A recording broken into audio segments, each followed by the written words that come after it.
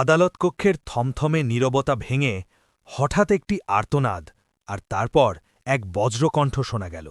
মাননীয় জজ সাহেব, এই অসহায় আম্মাকে আপনি ইনসাফ দিন। রক্ষক হয়েও এই পুলিশ কর্মকর্তারা তার সাথে চরম অমানবিক আচরণ করেছে। বিচারক শান্ত দৃষ্টিতে বৃদ্ধার দিকে তাকিয়ে জিজ্ঞেস করলেন, বলুন তো আম্মা, এই পুলিশ কর্মকর্তারা আপনার সাথে ঠিক কি করেছে? আপনার কি নিজের বলতে কেউ নেই? আপনি কি এই পৃথিবীতে একেবারেই একা? বৃদ্ধা কিছু বলার আগেই বিচারালয়ের ভারী কাঠের দরজা সশব্দে খুলে গেল। দৃপ্ত পদক্ষেপে ভেতরে প্রবেশ করল সামরিক পোশাকে সজ্জিত এক যুবক। তার বুট জুতোর শব্দে গোটা আদালত কক্ষ কেঁপে উঠল। সে গর্জে উঠে বলল, না জজ সাহেব, উনি মোটেও একা নন। উনার একজন সন্তান আছে যে বুকের রক্ত দিয়ে দেশের সীমান্তে পাহারাদারি করে, আর সেই সন্তানটি হলাম আমি। আমি আমার দায়িত্ব থেকে ছুটি নিয়ে ছুটে এসেছি কেবল আমার জন্মদাত্রী মাকে ন্যায় বিচার পাইয়ে দিতে, আর এই দুর্নীতিগ্রস্ত পুলিশদের উচিত শাস্তি নিশ্চিত করতে। এই গল্পটি কেবল একটি আদালত কক্ষের ঘটনার নয়, এটি রাজপথের ধুলোয় বেড়ে ওঠা 18 বছরের এক অনাথ তরুণী রিয়ার অদম্য সাহসের গল্প, যে ছেঁড়াফাটা পোশাক পরে আবর্জনা কুড়িয়ে নিজের পেট চালাত। তার এই সংগ্রামময় জীবনে হঠাৎ করেই আশীর্বাদের মতো হাজির হয় কলা বিক্রেতা এক বৃদ্ধা মা, যিনি রিয়াকে নিজের সন্তানের মতো ভালোবেসে বুকে টেনে নেন। কিন্তু ঘুণাক্ষরেও কেউ জানত না যে রাস্তার পাশে কলা বিক্রি করা এই বৃদ্ধা আসলে একজন বিল আর্মি অফিসারের মা, যিনি নিজের অসুস্থতার কথা লুকিয়ে রেখেছিলেন শুধু ছেলের পথের কাঁটা বা বোঝা না হওয়ার জন্য। যখন 3 জন অহংকারী পুলিশ কর্মকর্তা রোজ বিনামূল্যে কলা খেয়ে কলার খোসা রাস্তায় ছুঁড়ে ফেলে সাধারণ মানুষকে বিপদে ফেলতে শুরু করল এবং উল্টে এই বৃদ্ধা মাকেই দোষী সাব্যস্ত করে বদনাম করল, তখন অনাথ রিয়া চুপ করে থাকেনি। সে আবর্জনা কুড়িয়ে জমানো তার 4 মাসের সমস্ত সম্বল নিয়ে এক উকিলের দরজায় কড়া নাড়ার দুঃসাহসিক সিদ্ধান্ত নিয়েছিল। আদালতে যখন ন্যায় বিচারের এই তীব্র লড়াই চলছিল, ঠিক তখনই সীমান্ত থেকে মায়ের অপমানের ভাইরাল ভিডিও দেখে পাগলের মতো ছুটে এলো ক্যাপ্টেন আরিয়ান, এবং আদালতের দরজা সশব্দে খুলে সে গর্জে উঠল। সে বলল, না জজ সাহেব, উনি একদম একা নন। ওনার একজন সন্তান আছে যে সীমান্তে দাঁড়িয়ে দেশের হেফাজত করে। এই গল্পটা মূলত একজন অনাথের অসীম সাহস, একজন মায়ের নিঃস্বার্থ ত্যাগ এবং একজন ফৌজি অফিসারের পবিত্র কর্তব্যের, যেখানে একটি গেরুয়া রঙের ছেঁড়া পোশাক পরা তরুণী রিয়া প্রমাণ করে দিল যে মানবতা কখনো কোনো রক্তের সম্পর্কের মুখাপেক্ষী হয় না। মহানগরীর ব্যস্ততম মোড়ের পাশে অবস্থিত বিশাল উদ্যানের সীমানার সাথে লেগে থাকা আবর্জনার বিশাল স্তূপই ছিল রিয়ার একমাত্র দুনিয়া। 18 বছরের এই তরুণী প্রত্যেক সকালে সেই গেরুয়া রঙের ছেঁড়া ও পুরনো পোশাকে সবার নজরে পড়ত, যার সুতোগুলো জায়গার জায়গায় জীর্ণ হয়ে বেরিয়েছিল। তার সেই পোশাকে ময়লা ও দাগের পুরু স্তর জমেছিল, কিন্তু রিয়ার চোখে সবসময় একটা অদ্ভুত উজ্জ্বল চমক ছিল, যা তার গভীর সততার স্পষ্ট সাক্ষ্য বহন করত। অনাথ হওয়ার যে অবর্ণনীয় দুঃখ, তা তার চেহারায় কখনো ফুটে উঠতে পরিচয় পড়ত না, কারণ সে অনেক আগেই জীবনের কাছে কোনো রকম অভিযোগ করা একেবারে ছেড়ে দিয়েছিল। সে রোজ ভোর 5টায় ঘুম থেকে উঠত, সেই আবর্জনার স্তূপ থেকে পুরনো কাগজ, প্লাস্টিকের বোতল, কাঁচের শিশি আর ধাতব জিনিসপত্র পরম যত্নে আলাদা করত, আর সেগুলোকে বাজারে বিক্রি করে সে নিজের পেটের ক্ষুধা মেটাত। সেই বিশাল উদ্যানের ঠিক অন্য কোণে প্রত্যেক সকালে ক্যাপ্টেন আরিয়ানকে নিজের কঠোর শারীরিক ট্রেনিং করতে নজরে পড়ত। তার গায়ে থাকা সামরিক উর্দি সকালের মিষ্টি লোদে দারুণভাবে চমকাত, এবং তার ভারী বুট জুতোর খটখট আওয়াজ উদ্যানের নিস্তব্ধ শান্তিকে ভেঙে দিত। ক্যাপ্টেন আরিয়ানের শরীরটা ছিল একেবারে ইস্পাতের মতো ভীষণ মজবুত, আর তার চোখে মুখে সবসময় দেশপ্রেমের এক প্রখর তেজ জ্বলজ্বল করত। সে রোজ নিয়ম করে দীর্ঘক্ষণ দৌগাত, পুশ আপ করত, আর নিজের শারীরিক ফিটনেস নিখুঁতভাবে বজায় রাখার জন্য অত্যন্ত কঠিন ও কঠোর ব্যায়াম করত।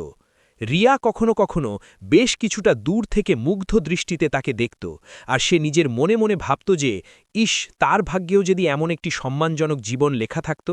দুজনের দুনিয়া ছিল সম্পূর্ণ আলাদা, দুজনের জীবনের রাস্তাও ছিল পুরোপুরি ভিন্ন, কিন্তু নিয়তির খাতায় হয়তো অন্যরকম কিছুই লেখা মঞ্জুর করা ছিল। একদিন ক্যাপ্টেন আরিয়ানের কাছে সেনাবাহিনীতে যোগদানের চূড়ান্ত ও পাকা নির্দেশিকা এসে পৌঁছাল, এবং সে নিজের মাতৃভূমির সেবার জন্য সোজা সীমান্তে গিয়ে মোতায়েন হয়ে গেল। রিয়া ঠিক আগের মতোই প্রতিদিন নিজের মনে আবর্জনা কুড়াত। তার কঠিন জীবনে নতুন করে কোনো পরিবর্তনের ছোঁয়া লাগেনি।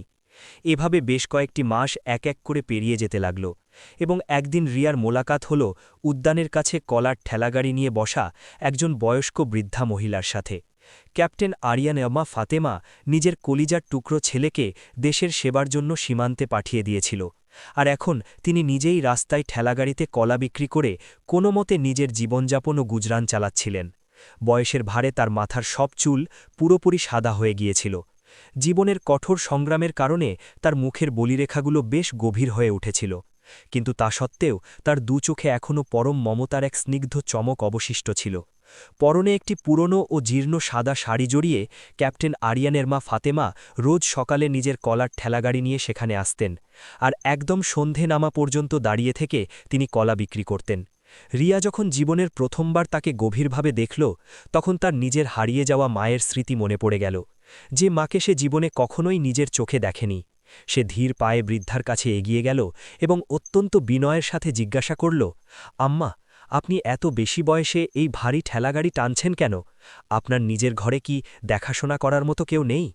ক্যাপ্টেন আরিয়ানের মা ফাতেমা মৃদু হেসে অত্যন্ত স্নেহের সাথে উত্তর দিলেন, মারে, বিষয়টা মোটেও এমন নয়। আমার নিজের ছেলে দেশের ফৌজে কাজ করে, আর সে খুব শীঘ্রই একজন অনেক বড় সেনা কর্মকর্তা হতে যাচ্ছে।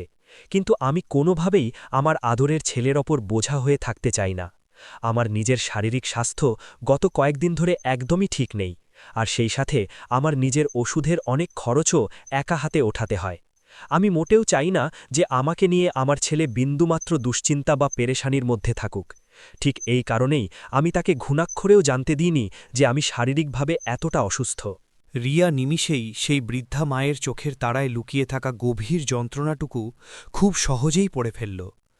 তার কাছে হঠাৎ করেই এমনটা মনে হল যেন সে জীবনে প্রথমবারের মতো একজন সত্যিকারের মা খুঁজে পেল, যে মা রক্তে মাংসে তার নিজের না হলেও যার অপার স্নেহ আর ভালোবাসা তাকে তার নিজের গর্ভধারিণী মায়ের এক পবিত্র অনুভূতি এনে দিচ্ছে। ক্যাপ্টেন আরিয়ানের মা ফাতেমা অত্যন্ত আদর করে বললেন, মা, তুমি রোজ আমার এখানে একবার করে এসো। এই যে কলাগুলো যেগুলো একটু দাগ লেগে যায় বা ফেটে যায়, যেগুলো সাধারণ খদ্দেররা কেউ টাকা দিয়ে কেনে না, সেগুলো আমি নিজের হাতে তোমাকে পরম শান্তিতে খাইয়ে দেব। রিয়ার দুচোখ ভরে টলটলে জল চলে এলো। তার জীবনে এই প্রথমবার বাইরের কেউ তাকে এতখানি নিঃস্বার্থ ভালোবাসা দিয়ে নিজ হাতে খাবার খাওয়ানোর কথা এভাবে বলল। এরপর থেকে সে রোজ নিয়ম করে ক্যাপ্টেন আরিয়ানের মা ফাতেমার কাছে ছুটে যেতে লাগল, আর নিজের কাজ শেষে তার সাথে অনেকখানি সুন্দর সময় কাটাতে শুরু করল। এভাবেই দিনের পর দিন আপন গতিতে কেটে যেতে লাগল, আর রিয়া ও ক্যাপ্টেন আরিয়ানের মা ফাতেমার মাঝে আত্মার এক অদ্ভুত ও অজানা পবিত্র সম্পর্ক গড়ে উঠল। রিয়া তাকে অত্যন্ত ভালোবেসে আম্মা বলে ডাকত, আর ফাতেমাও তাকে পরম আদরে মা বলে সম্বোধন করতেন। কিন্তু তাদের দুজনের জীবনের এই শান্তির ও সুখের সময় খুব বেশি দিন স্থায়ী হল না। হঠাৎ করেই একদিন ৩ জন উর্দিধারী পুলিশ কর্মকর্তা সেই কলার ঠেলাগাড়ির কাছে এলো এবং জোর করে কলা নিয়ে গপগপ করে খেতে লাগল।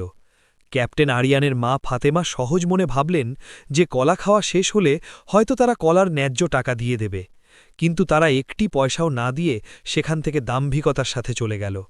ঠিক এর পরের দিনও হুবহু একই ঘটনার পুনরাবৃত্তি হল। এই বিনা পয়সায় কলা খাওয়ার অমানবিক সিলসিলা একটানা বেশ কয়েকদিন ধরে একইভাবে চলতে লাগল। এর ফলে ক্যাপ্টেন আরিয়ানের মা ফাতেমার প্রতিদিনের আয়ের পরিমাণ মারাত্মকভাবে কমতে শুরু করল, আর অন্যদিকে বয়সের কারণে তার ওষুধের খরচও দিন দিন যেন বেড়েই চলতে লাগল। অবশেষে একদিন তিনি নিজের বুকে অনেকখানি সাহস সঞ্চয় করে সেই পুলিশ কর্মকর্তাদের উদ্দেশ্য করে বললেন, সাহেব, দয়া করে আজ আমাকে কলার টাকাগুলো আপনারা দিয়ে দিন। আপনারা তো রোজ আমার এখান থেকে কলা খান, কিন্তু কখনো টাকা দেন না। সেই ৩ জন পুলিশ কর্মকর্তার মধ্যে যে লোকটি সবচেয়ে বেশি বদমেজাজি ও রাগী ছিল, সে গর্জে উঠে বলল, দেখো আম্মা, বেশি বাড়াবাড়ি করবে না। যদি আজ থেকে তুমি আমাদের কাছে কলার টাকা চেয়েছ, তাহলে আমরা তোমার সব কলা টেনে রাস্তায় ছুঁড়ে ফেলে দেব। কথাটা নিজের মাথায় ভালোভাবে ঢুকিয়ে বুঝলে? ক্যাপ্টেন আরিয়ানের মা ফাতেমা ভয়ে ও অপমানে একদম চুপ করে রইলেন, কিন্তু ঠিক তার পরের দিন তিনি আবার অত্যন্ত করুণ সুরে সাহস করে বললেন, সাহেব, প্লিজ আমাকে আমার কলার টাকাগুলো দিয়ে দিন। আমার কেনার মতো টাকা নেই, আর ওষুধও একদম শেষ হয়ে যাচ্ছে। নির্দয় পুলিশ কর্মকর্তারা একে অপরের মুখের দিকে তাকালো আর অত্যন্ত কুৎসিতভাবে অট্টহাসি হাসল। তারা আগের মতোই বিনামূল্যে কলা খেল এবং কলার খোসাগুলো ইচ্ছে করে ব্যস্ত রাস্তায় ছুঁড়ে ফেলে দিল। সেই নির্দিষ্ট মোড়টি সব সময় খুব ব্যস্ত থাকত এবং সেখানে সারাক্ষণই বিভিন্ন ধরনের গাড়ির যাতায়াত লেগেই থাকত। ঠিক কিছুক্ষণ পরেই একজন দ্রুতগামী স্কুটার চালক সেই রাস্তায় পড়ে থাকা কলার খোসায় পিছলে গিয়ে ছিটকে রাস্তায় পড়ে গেল। লোকটির শরীরে বেশ মারাত্মক চোট লাগল এবং সে প্রচণ্ড রাগ করে সোজা ক্যাপ্টেন আরিয়ানের মা ফাতেমার কাছে তেড়ে এলো। সে সবার সামনে চিৎকার করে বলতে শুরু করল, এটা কেমন ধরনের অসভ্যতা, হ্যাঁ? তুমি নিজে কলার খোসাগুলো এভাবে ব্যস্ত রাস্তায় ছুঁড়ে ফেলে রাখছ, আর তোমার জন্য আমার গাড়ি আজ পিছলে পড়ে গেল এবং আমাকে এত বড় চোট পেতে হলো। তোমার কি একটুও লজ্জা শরম আসে না? ক্যাপ্টেন আরিয়ানের মা ফাতেমা 2 হাত একসাথে জোড় করে কেঁদে কেঁদে বললেন, বাবা, বিশ্বাস করো, আমি এই খোসাগুলো রাস্তায় ফেলিনি। আমি তো এখানে একপাশে দাঁড়িয়ে শুধু কলা বিক্রি করছি। কিন্তু রাগান্বিত সেই লোকটি তার কোনো কথাই মোটেও কান দিয়ে শোনেনি, আর তাকে জনসম্মুখে অকথ্য ভাষায় অপমান করে ও খারাপ কথা বলে সেখান থেকে চলে গেল। অহংকারী পুলিশ কর্মকর্তারা পাশ থেকে এসব দৃশ্য দেখে অত্যন্ত জোরে জোরে পৈশাচিক হাসি হাসছিল। তাদের মধ্যে একজন অন্যজনকে ধাক্কা দিয়ে বলল, দেখলি তো, আমাদের কাছে বেশি সাহস করে টাকা চাওয়ার কি দারুণ ফল পেল বৃদ্ধা। এখন ঠিকই মজাটা বুঝলে? একদিন ক্যাপ্টেন আরিয়ানের কাছে সেনাবাহিনীতে যোগদানের চূড়ান্ত ও পাকা নির্দেশিকা এসে পৌঁছাল এবং সে নিজের মাতৃভূমির সেবার জন্য সোজা সীমান্তে গিয়ে মোতায়েন হয়ে গেল। রিয়া ঠিক আগের মতোই প্রতিদিন নিজের মনে আবর্জনা কুড়াত। তার কঠিন জীবনে নতুন করে কোনো পরিবর্তনের ছোঁয়া লাগেনি। এভাবে বেশ কয়েকটি মাস এক এক করে পেরিয়ে যেতে লাগল এবং একদিন রিয়ার মোলাকাত হল উদ্যানের কাছে কলার ঠেলাগাড়ি নিয়ে বসা একজন বয়স্ক বৃদ্ধা মহিলার সাথে। ক্যাপ্টেন আরিয়ান ফাতেমা নিজের কলিজার টুকরো ছেলেকে দেশের সেবার জন্য সীমান্তে পাঠিয়ে দিয়েছিল, আর এখন তিনি নিজেই রাস্তায় ঠেলাগাড়িতে কলা বিক্রি করে কোনোমতে নিজের জীবনযাপন ও গুজরান চালাচ্ছিলেন। বয়সের ভারে তার মাথার সব চুল পুরোপুরি সাদা হয়ে গিয়েছিল। জীবনের কঠোর সংগ্রামের কারণে তার মুখের বলিরেখাগুলো বেশ গভীর হয়ে উঠেছিল, কিন্তু তা সত্ত্বেও তার চোখে এখনও পরম মমতার এক স্নিগ্ধ চমক অবশিষ্ট ছিল।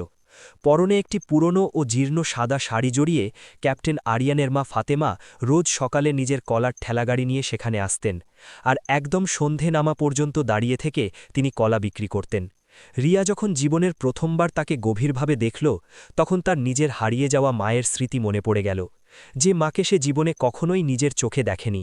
সে ধীর পায়ে বৃদ্ধার কাছে এগিয়ে গেল এবং অত্যন্ত বিনয়ের সাথে জিজ্ঞাসা করল, আম্মা, আপনি এত বেশি বয়সে এই ভারী ঠেলাগাড়ি টানছেন কেন? আপনার নিজের ঘরে কি দেখাশোনা করার মতো কেউ নেই? ক্যাপ্টেন আরিয়ানের মা ফাতেমা মৃদু হেসে অত্যন্ত স্নেহের সাথে উত্তর দিলেন, মারে, বিষয়টা মোটেও এমন নয়। আমার নিজের ছেলে দেশের ফৌজে কাজ করে, আর সে খুব শীঘ্রই একজন অনেক বড় সেনা কর্মকর্তা হতে যাচ্ছে। কিন্তু আমি কোনোভাবেই আমার আদরের ছেলের ওপর বোঝা হয়ে থাকতে চাই না। আমার নিজের শারীরিক স্বাস্থ্য গত কয়েকদিন ধরে একদমই ঠিক নেই, আর সেই সাথে আমার নিজের ওষুধের অনেক খরচও একা হাতে ওঠাতে হয়। আমি মোটেও চাই না যে আমাকে নিয়ে আমার ছেলে বিন্দুমাত্র দুশ্চিন্তা বা পেরেশানির মধ্যে থাকুক। ঠিক এই কারণেই আমি তাকে ঘুণাক্ষরেও জানতে দিইনি যে আমি শারীরিকভাবে এতটা অসুস্থ। রিয়া একটু দূর থেকে দাঁড়িয়ে এইসব অপমানজনক ঘটনা নিজের চোখে দেখছিল।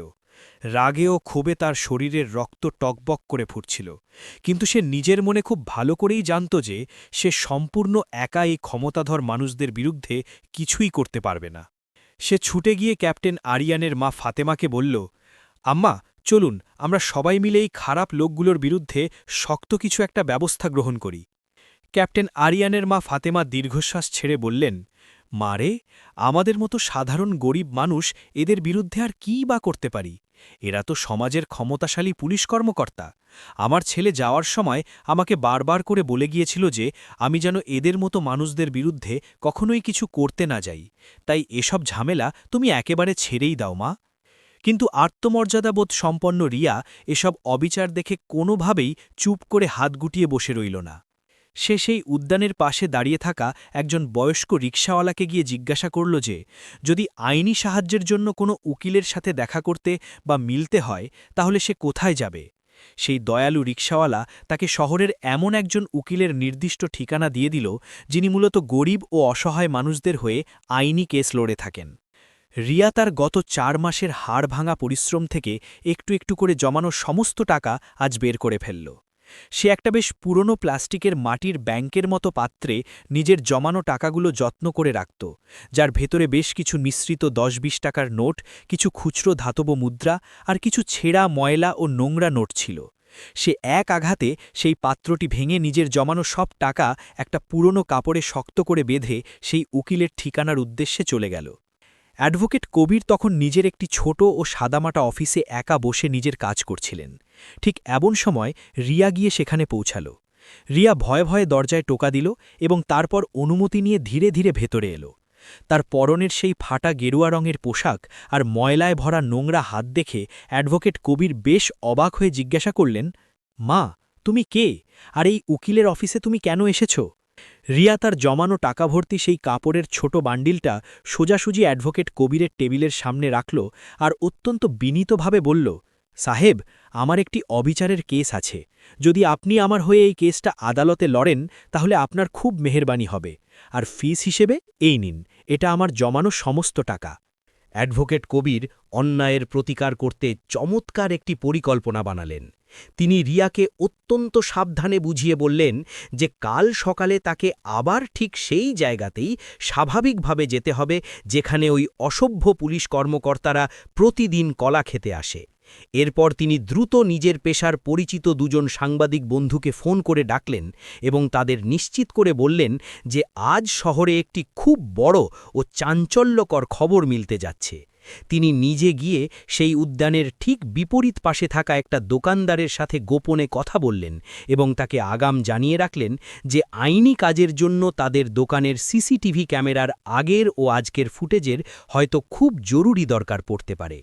ঠিক পরের দিন সকালে তাদের পরিকল্পনা মতো সব কিছু একদম প্রস্তুত ছিল। ক্যাপ্টেন আরিয়ানের মা ফাতেমা প্রতিদিনের মতো নিজের কলার ঠেলাগাড়ি নিয়ে সেখানে যথারীতি দাঁড়িয়েছিলেন। রিয়াও খুব স্বাভাবিকভাবে তার ঠিক কাছেই দাঁড়িয়েছিল, আর অন্যদিকে অ্যাডভোকেট কবির সেখান থেকে কিছুটা দূরে একটি সুরক্ষিত জায়গায় লুকিয়ে তীক্ষ্ণ নজর রেখে বসেছিলেন। আমন্ত্রিত সাংবাদিকরাও নিজেদের অত্যাধুনিক ক্যামেরাগুলো প্রস্তুত করে আশপাশের আড়ালে ঘাপটি মেরে লুকিয়েছিল। দুর্নীতিগ্রস্ত সেই পুলিশ কর্মকর্তারা প্রতিদিনের নির্দিষ্ট সময় মতো সেখানে বুক ফুলিয়ে এলো এবং রোজকার মতো ঠেলাগাড়ি থেকে জোর করে কলা নিয়ে খেতে লাগল। ক্যাপ্টেন আরিয়ানের মা ফাতেমা আগের মতোই করুণ সুরে বললেন, সাহেব, দয়া করে আজ আমাকে আমার কলার টাকাগুলো দিন, আমার আজ টাকার খুব বেশি দরকার। কিন্তু নির্লজ্জ পুলিশ কর্মকর্তারা আবার ঠিক সেই একই অসভ্য কাজ পুনরায় করল। তারা বেশ আয়েশ করে বিনামূল্যে কলা খেল এবং কলার খোসাগুলো ইচ্ছেকৃতভাবে আবার সেই ব্যস্ত রাস্তায় ছুঁড়ে ফেলে দিল। ঠিক কয়েক মিনিট পার হতেই একজন দ্রুতগামী বাইক চালক সেই পড়ে থাকা কলার খোসায় পিছলে গিয়ে ছিটকে রাস্তায় পড়ে গেল। সেই আহত বাইক চালক লোকটি রাগে অগ্নিশর্মা হয়ে সোজা ক্যাপ্টেন আরিয়ানের মা ফাতেমার কাছে তেড়ে এলো এবং তাকে অকথ্য ভাষায় বকাঝকা ও অপমান করতে লাগল।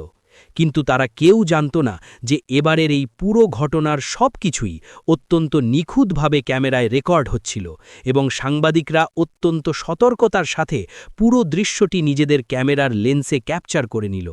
অন্যদিকে অ্যাডভোকেট কবির সেই পূর্ব নির্ধারিত দোকানদারের কাছ থেকে সিসিটিভি ফুটেজের পুরো রেকর্ডিংও সংগ্রহ করে নিলেন, যাতে গত কয়েকদিনের অন্যায়ের সবগুলো ঘটনা একদম স্পষ্ট ও পরিষ্কারভাবে দেখা যাচ্ছে।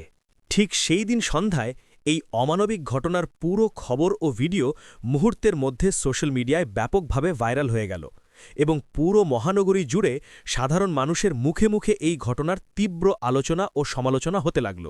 আর সাধারণ সব মানুষেরা পুলিশের এই ন্যাক্কারজনক কাজের বিরুদ্ধে সোশ্যাল মিডিয়ায় তাদের প্রচণ্ড ক্ষোভ ও রাগ দেখাতে শুরু করল।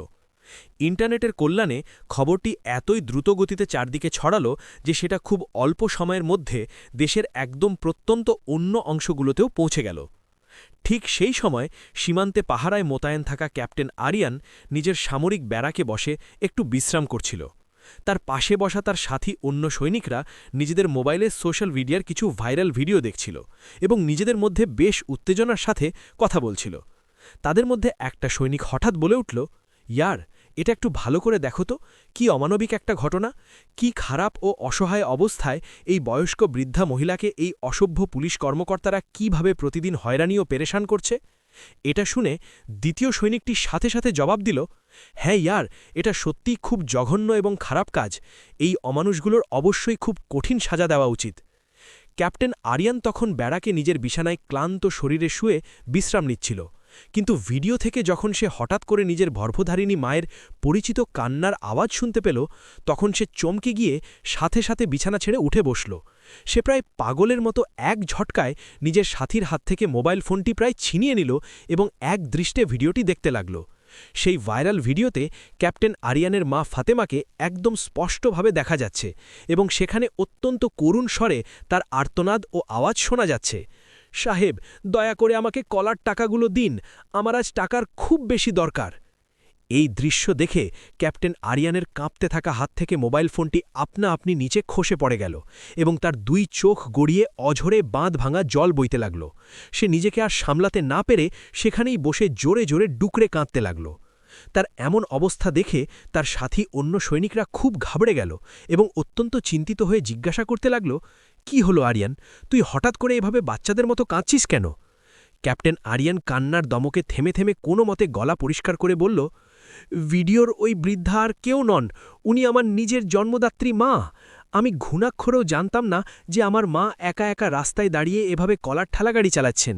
আমি তো প্রতি মাসেই নিয়ম করে ওনাকে আমার বেতনের টাকা পাঠিয়েছিলাম, কিন্তু মা আমাকে একবারও জানতে দেননি যে ওনার নিজের শারীরিক স্বাস্থ্য এতটা খারাপ। এই কথা শুনে ব্যারাকের উপস্থিত সব সৈনিকরা স্তব্ধ ও অবাক হয়ে একে অপরের মুখের দিকে তাকিয়ে রইল। ক্যাপ্টেন আরিয়ান এক মুহূর্তও দেরি না করে তড়িঘড়ি নিজের ঊর্ধ্বতন কমান্ডিং অফিসারের কাছে ছুটে গেল এবং উনাকে খুলে সব ব্যাপার বিস্তারিতভাবে বলল। তার কমান্ডিং অফিসার অত্যন্ত মনোযোগের সাথে পুরো ভিডিওটি দেখলেন এবং এই অন্যায়ের বিরুদ্ধে সাথে সাথে কঠোর অ্যাকশন নেওয়ার সিদ্ধান্ত নিলেন। তিনি গম্ভীর কণ্ঠে বললেন, ক্যাপ্টেন আরিয়ান, তুমি আর এক মুহূর্তও দেরি না করে এক্ষুনি তোমার নিজের ঘরের উদ্দেশ্যে রওনা হয়ে বেরিয়ে যাও। এটা তোমার ঊর্ধ্বতন কর্মকর্তার সরাসরি আদেশ। তুমি ততদিন পর্যন্ত তোমার ডিউটিতে ফিরবে না যতদিন না তুমি নিজে লড়াই করে তোমার অসহায় মাকে সঠিক আইনি ইনসাফ না দিয়ে দিচ্ছ। মনে রেখো, আমরা সেনাবাহিনীর সবাই তোমার এই লড়াইয়ে তোমার সাথে আছি। তুমি নিজেকে কোনো পরিস্থিতিতেই একা বলে ভেবো না। ক্যাপ্টেন আরিয়ান দ্রুতগতিতে নিজের প্রয়োজনীয় জিনিসপত্র দিয়ে নিজের ব্যাগ প্যাক করে ফেলল, আর সে কালবিলম্ব না করে সোজা নিজের বাড়ির উদ্দেশ্যে রওনা হয়ে বেরিয়ে পড়ল। তার বুকের ভেতরের হৃদয়টা তীব্র যন্ত্রণায় দ্রুত ধরফর করছিল, আর তার মনের মধ্যে একসঙ্গে হাজারো এলোমেলো প্রশ্ন ভিড় করে চলছিল। সে সারাক্ষণ শুধু এটাই ভাবছিল যে তার নিজের মা তাকে একবারের জন্য কেন ঘুণাক্ষরেও বলেননি যে তিনি এতটা অসুস্থ হয়ে পড়েছেন এবং বাধ্য হয়ে রাস্তায় দাঁড়িয়ে কলার ঠেলাগাড়ি চালাচ্ছেন। ঠিক অন্যদিকে মহানগরীতে অ্যাডভোকেট কবি ততক্ষণে আইনিভাবে কোর্টে একটি শক্ত কেস দায়ের করে ফেলেছিলেন। তিনি নিজের সংগ্রহ করা সব অকাট্য প্রমাণ, সাংবাদিকদের ধারণা করা ভিডিও ফুটেজ এবং দোকানের স্পষ্ট সিসিটিভি রেকর্ডিং বিচারকের সামনে কোর্টে আনুষ্ঠানিকভাবে জমা করে দিলেন। মাননীয় জজ এই স্পর্শকাতর কেসের সামাজিক গুরুত্ব গভীরভাবে অনুধাবন করে খুব তাড়াতাড়ি এ আইনি শুনানির জন্য বিশেষ আদেশ প্রদান করলেন।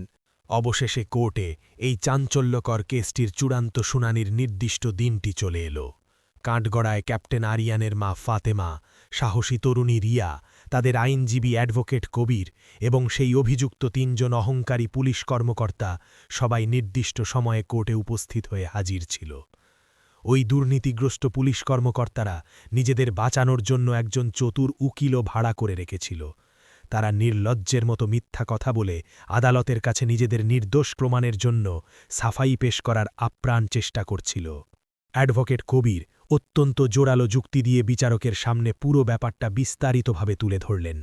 তিনি সেই ভাইরাল ভিডিও এবং দোকানের সিসিটিভি ফুটেজ প্রজেক্টরে চালিয়ে দেখালেন, যাতে একদম দিনের আলোর মতো স্পষ্ট দেখা যাচ্ছে যে ওই পুলিশ কর্মকর্তারা সম্পূর্ণ জেনে বুঝে এবং ইচ্ছাকৃতভাবে কলার খোসাগুলো রাস্তায় ছুঁড়ে ফেলছে। তিনি বিচারককে বুঝিয়ে বললেন যে কিভাবে অসহায় ক্যাপ্টেন আরিয়ানের মা ফাতেমা বারবার নিজের ন্যায্য টাকা চাইতে রইলেন, কিন্তু ওই ক্ষমতাশালী পুলিশ কর্মকর্তারা নির্দয়ভাবে তাকে উল্টে ধমকি দিল এবং চরমভাবে তার অসহায়ত্ব নিয়ে মজা ও উপহাস উড়াল। বিচারক অত্যন্ত সূক্ষ্ম মনোযোগ দিয়ে উপস্থাপন করা সবগুলো প্রমাণ গভীরভাবে দেখলেন ও বিশ্লেষণ করলেন। তারপর তিনি কাঠগড়ায় দাঁড়ানো ক্যাপ্টেন আরিয়ানের মা ফাতেমাকে অত্যন্ত সহানুভূতির সাথে জিজ্ঞাসা করলেন, বলুন তো আম্মা, আপনার আসল পরিচয় কি? আপনার কি নিধের কোনো ছেলেমেয়ে নেই যে কারণে বাধ্য হয়ে আপনাকে জীবনের এই শেষ বয়সে এসে এমন ভারী ঠেলাগাড়ি চালাতে হচ্ছে? বিচারকের এই প্রশ্নের জবাবে ক্যাপ্টেন আরিয়ানের মা ফাতেমা মুখ খুলে কিছু একটা উত্তর দেওয়ার ঠিক আগ মুহূর্তেই আদালত কক্ষের ভারী কাঠের দরজাটা সশব্দেও খুব জোরে খুলে গেল। কোর্টরুমে উপস্থিত সবাই চমকে গিয়ে পেছনের দিকে ঘুরে তাকাল। দেখা গেল নিজের সামরিক পোশাকে সজ্জিত হয়ে ক্যাপ্টেন আরিয়ান দৃপ্ত পায়ে কোর্টরুমে প্রবেশ করছে। তার গায়ে থাকা সম্মানজনক খাকি সামরিক উর্দিতে তার সাহসিকতার মেডেলগুলো সূর্যের আলোর মতো চকচক করছিল, আর তার লাল হয়ে থাকা মুখের অভিব্যক্তিতে একই সাথে চাপা রাগ এবং বুক ভাঙা যন্ত্রণা দুটোই খুব স্পষ্টভাবে দেখা যাচ্ছিল। ক্যাপ্টেন আরিয়ান অত্যন্ত উঁচু ও ভরাট আওয়াজে আদালত কাঁপিয়ে বলল, না জজ সাহেব, কাঠগড়ায় দাঁড়ানো এই অসহায় নারী একদমই একা নন। ওনার নিজের ঔরসজাত একটি ছেলে আছে, যে নিজের বুকের রক্ত দিয়ে সীমান্তে দাঁড়িয়ে নিজের দেশের হেফাজত করে, আর আমি অত্যন্ত গর্বের সাথে বলছি, ওনার সেই ছেলেটি হলাম আমি নিজে। তার এই বজ্রকণ্ঠ শুনে পুরো কোর্টরুমে পিনপতন নীরবতা ছড়িয়ে পড়ল। দেশের একজন বীর সৈনিককে দেখে কোর্টে উপস্থিত সব মানুষ স্বতঃস্ফূর্তভাবে নিজের জায়গা ছেড়ে উঠে দাঁড়াল, আর তারা সবাই মিলে ক্যাপ্টেন আরিয়ানকে তাদের সর্বোচ্চ সম্মান প্রদর্শন করল। ক্যাপ্টেন আরিয়ানের মা ফাতেমা এতক্ষণ পর নিজের কলিজার টুকরো ছেলেকে চোখের সামনে দেখলেন, আর সাথে সাথে তার দু চোখ গড়িয়ে অবিরাম জল বইতে লাগল। তিনি ডুকরে কেঁদে উঠে বললেন, মারে, তুই নিজের ডিউটি ছেড়ে আজ এখানে কেন ছুটে এলি? দেশের প্রয়োজনে তোকে তো এখন সীমান্তে নিজের পাহারায় থাকা উচিত ছিল। মাননীয় জজ অত্যন্ত সম্মানের সাথে ক্যাপ্টেন আরিয়ানকে উদ্দেশ্য করে বললেন, অফিসার, আপনি দয়া করে সামনের ওই আসনে গিয়ে বসুন। আমরা অত্যন্ত গুরুত্বের সাথে এই গুরুতর মামলাটির চূড়ান্ত শুনানি করছি। ক্যাপ্টেন আরিয়ান সামরিক কায়দায় বিচারককে স্যালিউট বা সালাম করল এবং শান্ত হয়ে নিজের নির্দিষ্ট সিটে গিয়ে বসল। এরপর অ্যাডভোকেট কবির আবার নতুন করে নিজের যুক্তিতর্ক উপস্থাপন করতে শুরু করলেন এবং শেষবারের মতো সব অকাট্য প্রমাণ বিচারকের সামনে পেশ করলেন। তিনি আদালতকে আবেগের সাথে বললেন যে কিভাবে এই অসহায় মেয়েটি ন্যায়ের আশায় তার কাছে ছুটে এসেছিল। অ্যাডভোকেট কবির তখন কাঠগড়ায় দাঁড়ানো তরুণী রিয়াকে বিচারকের একেবারে সামনে ডাকলেন আর অত্যন্ত গর্বের সাথে বললেন, মাননীয় জাজ সাহেব, এই যে অল্প বয়সী মেয়েটিকে দেখছেন, সে টানা 4 মাস ধরে শহরের পথে পথে আবর্জনা কুড়িয়েছে আর হাড় ভাঙা পরিশ্রম করে নিজের সামান্য উপার্জন একটু একটু করে একসাথে জড়ো করছিল। এই মেয়েটি একদিন নিজের সব জমানো টাকা নিয়ে আমার কাছে এসেছিল আর বুক ফুলিয়ে বলছিল যে কোনো মূল্যে এই অসহায় আম্মার কেসটা আদালতে লড়তেই হবে। একবার ভেবে দেখুন জাজ সাহেব, এই মেয়েটির ভেতরকার হৃদয়টা ঠিক কতখানি বিশাল ও নিঃস্বার্থ, যে সে রাস্তায় দেখা হওয়া একজন সম্পূর্ণ অচেনা ও অজানা বৃদ্ধা মহিলার সম্মানের জন্য নিজের সারা জীবনের জমানো পুরো জমা পুঁজি পর্যন্ত এক কথায় খরচ করে দিতে প্রস্তুত ছিল। কথাগুলো শুনে কোর্টের উপস্থিত সব মানুষ অবাক বিস্ময়ে ও শ্রদ্ধায় রিয়ার মুখের দিকে এক দৃষ্টে তাকাতে লাগল। ক্যাপ্টেন আরিয়ান নিজের আসন থেকে উঠে রিয়াকে দেখল এবং ধীরে ধীরে ধীর পায়ে তার একদম কাছে গিয়ে দাঁড়াল। সে আবেগাপ্লুত হয়ে রিয়াকে নিজের 2 হাত দিয়ে শক্ত করে বুকে জড়িয়ে ধরল আর কাঁপা কাঁপা গলায় বলল, তুমি চরম বিপদের দিনে আমার জন্মদাত্রী মায়ের এত বড় সাহায্য করেছ, যেটা আমি নিজে থেকেও করতে পারিনি। আমি আমার সারা জীবন তোমার কাছে চিরকাল ঋণী হয়ে থাকব। এই কথা শুনে রিয়ার 2 চোখ বেয়ে টলটলে জল গড়িয়ে পড়ল। সে কান্না ভেজা গলায় বলল, সাহেব, আপনাদের এই আম্মা আমাকে আমার নিজের মায়ের চেয়েও খুব বেশি ভালোবাসা দিয়েছেন, তাই আমি অন্তত এই সামান্য কাজটুকু ওনার সম্মানের জন্য অবশ্যই করতে পারি। এরপর মাননীয় জজ কঠোর দৃষ্টিতে সেই অভিযুক্ত পুলিশ কর্মকর্তাদের দিকে তাকিয়ে জিজ্ঞাসা করলেন, তোমাদের সব কীর্তি তো প্রমাণিত, এখন আদালতে নিজেদের নির্দোষ বলে বাঁচানোর জন্য তোমাদের নিজস্ব কোনো যুক্তি বা সাফাই কি দেওয়ার আছে? তখন সেই দুর্নীতিগ্রস্ত পুলিশ কর্মকর্তাদের ভাড়া করা উকিল আমতা আমতা করে বলল, মাননীয় জজ সাহেব, এখানে যা দেখানো হচ্ছে এটা আসলে পুরোটাই একটা বড় ধরনের ভুল বোঝাবুঝি মাত্র। আমার মক্কেলরা ইচ্ছাকৃতভাবে এমন খারাপ কিছুই করেনি। কিন্তু অ্যাডভোকেট কবির কোনো সুযোগ না দিয়ে তৎক্ষণাৎ আবার সেই ভাইরাল হওয়া সিসিটিভি ভিডিওটি প্রজেক্টরে চালিয়ে দিলেন, যাতে একদম পরিষ্কার ও স্পষ্ট দেখা যাচ্ছে যে ওই অহংকারী পুলিশ কর্মকর্তারা সম্পূর্ণ জেনে বুঝে এবং মজা করার ছলে কলার খোসাগুলো রাস্তায় ছুঁড়ে ফেলছে।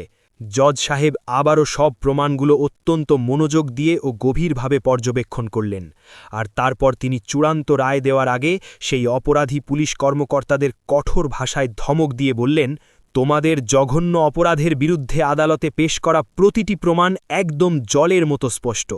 তোমরা রাস্তায় দাঁড়িয়ে শুধু একজন বয়স্ক ও অসহায় মহিলাকে অন্যায়ভাবে হয়রানি বা পেরেশান করনি, বরং তোমরা নিজেদের ক্ষমতার অপব্যবহার করে জেনে বুঝে এমন ফাঁদ তৈরি করেছ যে নিরীহ সাধারণ লোকদের মারাত্মক শারীরিক চোট লাগে।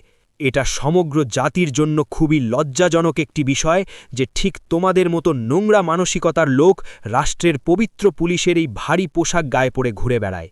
বিচারকের এমন কড়া কথা শুনে সেই অপরাধী পুলিশ কর্মকর্তাদের মুখ ভয়ে ও অপমানে একদম ফ্যাকাশে হয়ে গেল। তাদের নিজেদের মনে এবার খুব শক্তভাবেই লাগছিল যে এখন আর তাদের কপালে কোনো ভালো পরিণতি লেখা নেই। জজ সাহেব তার হাতুড়ি ঠুকে নিজের চূড়ান্ত রায় শোনাতে গিয়ে গম্ভীর কণ্ঠে বললেন, প্রমাণের ভিত্তিতে এই কোর্টের চূড়ান্ত রায় হল যে অপরাধে জড়িত থাকা এই ৩ জন পুলিশ কর্মকর্তাকে তাদের দায়িত্ব থেকে তুরন্ত ও স্থায়ীভাবে সাসপেন্ড করা হোক। সেই সাথে এদের প্রত্যেকের ওপর অপরাধের শাস্তি হিসেবে ১ লক্ষ টাকার আর্থিক জরিমানা লাগানো হল, যার মধ্যে আদায়কৃত ৫০,০০০ টাকা সরাসরি ক্যাপ্টেন আরিয়ানের মা ফাতেমাকে ক্ষতিপূরণ হিসেবে সসম্মানে দেওয়া হবে, আর বাকি ৫০,০০০ টাকা সৎ ও সাহসী মেয়ে রিয়াকে তার পুরস্কার হিসেবে দেওয়া হবে। এছাড়া এই জঘন্য অপরাধের জন্য এই পুলিশ কর্মকর্তাদের বিরুদ্ধে থানায় আলাদা করে একটি ফৌজদারি বা অপরাধী মামলা রেজিস্টার করা হবে এবং ভবিষ্যতেও এদের সরকারি চাকরিতে রাখার বিষয়টি কঠোরভাবে বিবেচনা করা হবে। ন্যায় বিচারের এই ঐতিহাসিক রায় শুনে পুরো কোর্টে উপস্থিত জনতা আনন্দে ফেটে পড়ে জোরে জোরে তালি বাজাতে লাগল। ক্যাপ্টেন আরিয়ান অত্যন্ত কৃতজ্ঞতা ভরে অ্যাডভোকেট কবিরকে বুকে জড়িয়ে ধরে ধন্যবাদ দিল। সে আবেগাপ্লুত হয়ে বলল, স্যার, আপনি আজ আমাদের পরিবারের অনেক বড় একটি উপকার করেছেন। আমি আমার এই জীবনে আপনার এই বিশাল অনুগ্রহ কখনো কোনো দিন ভুলতে পারব না। অ্যাডভোকেট কবির অত্যন্ত তৃপ্তির হাসি হেসে জবাব দিলেন, না ক্যাপ্টেন আরিয়ান, আপনি আমাকে অহেতুক লজ্জা দেবেন না। আজ যদি আপনাকে সত্যি সত্যিই কারো কাছে ধন্যবাদ বা কৃতজ্ঞতা জানাতেই হয়, তাহলে সেই মানুষটি হল এই অনাথ মেয়ে রিয়া। এই মেয়েটি নিজের টানা ৪ মাসের জমানো সব উপার্জন পোটলায় বেঁধে নিয়ে সর্বপ্রথম আমার কাছে ছুটে এসেছিল আর জেদ ধরে বলছিল যে কোনো মূল্যে এই আম্মার কেসটা আদালতে লড়তেই হবে। একবার ভাবুন, এর মন ও হৃদয় কতখানি বড় যে এটা একজন সম্পূর্ণ অজানা ও অচেনা বয়স্ক মহিলার জন্য কোনো দ্বিধা ছাড়াই নিজের সব জমানো জমাপুঁজি ১ নিমিষে খরচ করতে প্রস্তুত ছিল। এই কথা শুনে ক্যাপ্টেন আরিয়ানের ২ চোখে আবারও কৃতজ্ঞতার জল চলে এলো। সে পরম মমতায় রিয়াকে নিজের বুকে জড়িয়ে ধরল আর বলল, তুমি রক্তের সম্পর্কে না হলেও আজ থেকে তুমি আমার আসল আপন বোন। আজ থেকে তুমি আমার সবচেয়ে আদরের ছোট বোন হয়েই থাকবে। রিয়া খুশিতে কোনো কথাই আর মুখে বলতে পারল না। সে শুধু আনন্দে ফুপিয়ে কাঁদতে রইল, কারণ অনাথ হওয়ার পর আজ জীবনের প্রথমবার সে ভালোবাসার একটি সত্যিকারের পরিবার খুঁজে পেল। রায় শেষে কোর্ট থেকে বাইরে বেরিয়ে আসা সাংবাদিকরা ছেকে ধরে ক্যাপ্টেন আরিয়ানকে একের পর এক প্রশ্ন করতে শুরু করল। তাদের মধ্যে থেকে একজন উৎসাহী সাংবাদিক সরাসরি মাইক এগিয়ে জিজ্ঞাসা করল, স্যার, এই বিশাল ন্যায়বিচার পাওয়ার পর এখন আপনাকে ঠিক কেমন অনুভূতি হচ্ছে? ক্যাপ্টেন আরিয়ান গর্বিত ভঙ্গিতে মাথা উঁচু করে উত্তর দিল, আমার বুকের ভেতর এখন প্রবল গর্ব হচ্ছে এই ভেবে যে আমার জন্মদাত্রী মা মানসিক ও শারীরিকভাবে এতটা মজবুত ও আত্মনির্ভরশীল একজন নারী। আর একই সাথে নিজের প্রতি আমার চরম লজ্জা হচ্ছে এই কারণে যে নিজের মা হয়েও আমি দূর থেকে তার নীরব কষ্টটুকু একটুও বুঝতে পারিনি।